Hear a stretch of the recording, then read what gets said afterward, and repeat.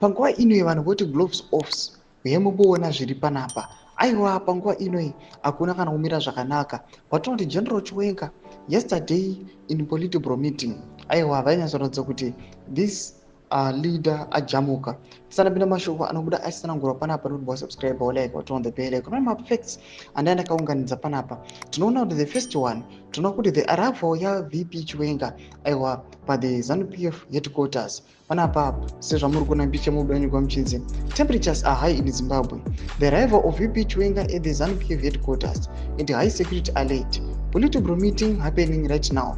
Pakaipa kunzima. Tomasha vanotanga vachibuda nyora pana chiti aiwa kuarrive kwaita General Chiwenga vakasaraundwa nema high level security profile kunyatsoratidza kuti aiwa hakuna kana kumbochipa achinombomira zvakanaka. Tona another post yekozvamuda nyora chiti you don't need a sangoma to tell you that gloves are off. General Chiwenga's reaction tells it all that they are now to diverging directions and it's just a matter of time. He never clapped his hands or nodded his head as the President ED spoke. Toenda pane another post yatikone yekozva vanobuda nyora chiti keynote. For the first time since he became VP, General Chiwenga was wearing a cap that has no ED label, but a whole of liberation struggle simple.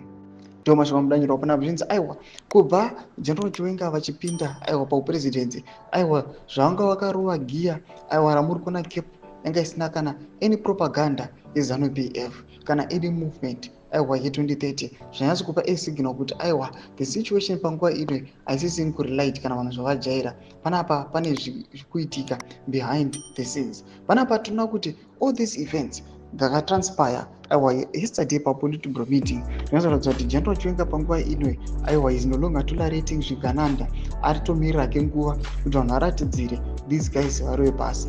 Mutize mafungiro enyu kuti kudii pamusoro pechitiko chipinda comment section medu. Subscribe or like, turn on the bell icon.